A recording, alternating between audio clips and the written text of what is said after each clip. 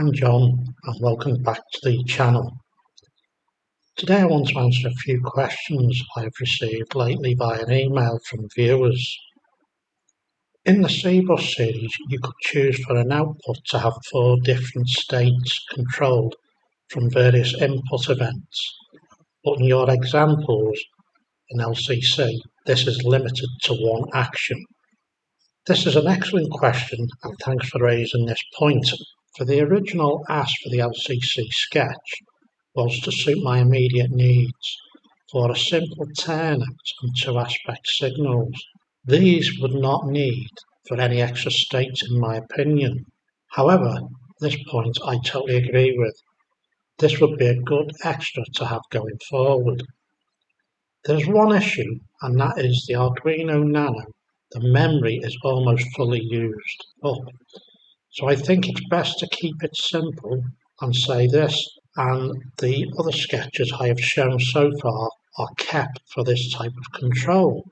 While it can be used for simple animations as well, for more advanced things we'll need to move to a different hardware solution, i.e. PiPico ESP32, but these modules will come at a slightly increased cost, but still should be under £10 per module.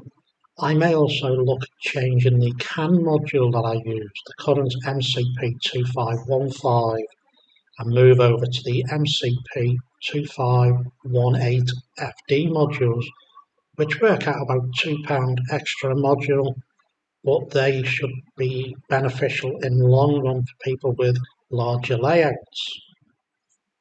So over the last few days I've been working on my GitHub repository, and approximately 4 days ago the library got updated and we're now on version 1.6, not 1.5 as seen here. My sketches all still work with it. There's been a few minor tweaks to fix a few minor bugs, so they've been sorted out. But I've mainly been working on the wiki feature here, and if we close this one down here, I realised I'd jumped straight in at some point and went into the level crossing, when really I should have concentrated on the turnout side of it. So I've been updating the wiki feature here and added this section here though.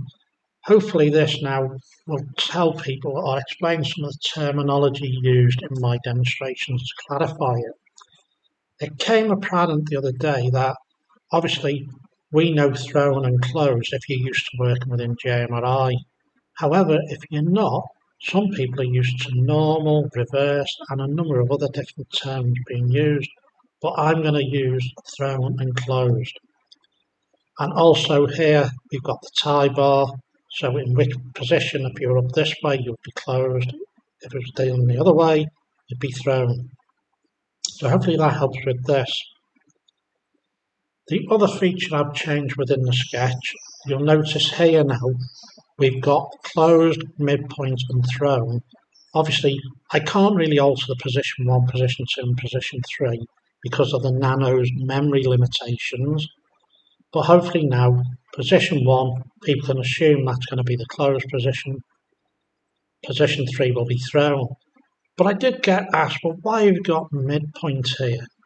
When really we don't use midpoint on a turnout, but we do sometimes use midpoint if you're going to use an event to be throwing maybe, or controlling a frog juicer. But in this case, midpoint is used for setting the servo to its 90 position, which is key for when you're setting your servo up to your baseboard. And obviously I worked through this all here because some people said they prefer to read rather than watch short videos.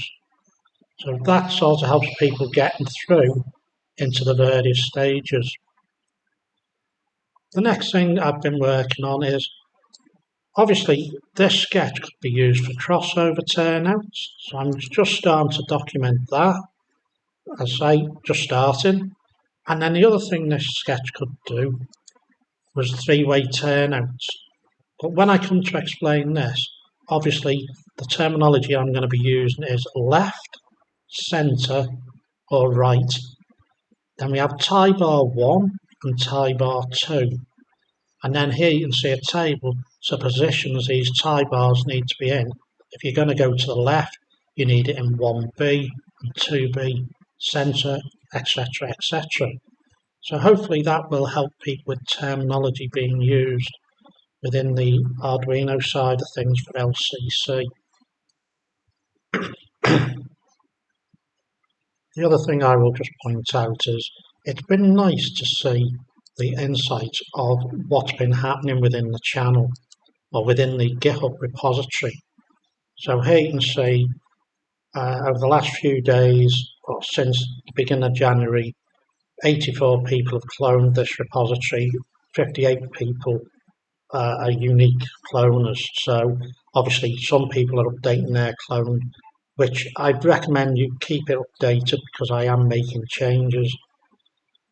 Also, some of the people are viewing this are coming from Merg, some are from GitHub, some are from YouTube, different places. So I'm quite positive and feeling happy to see, we are getting quite a bit of interest looking into this. Obviously, I haven't posted much on Facebook about it, and I think I've only just done one on RM Web to try and show this to people who have come to the model railways and have used Arduinos in the past for the likes of DCC EX. And obviously, while that uses I2C, which works well for small layouts to maybe medium, depending on how good you get your wiring, this offers the potential for bigger layouts. Anyway, once again, thank you for all those who have viewed the videos, liked them, and hopefully in the coming weeks you'll see more coming from me. Thank you for watching.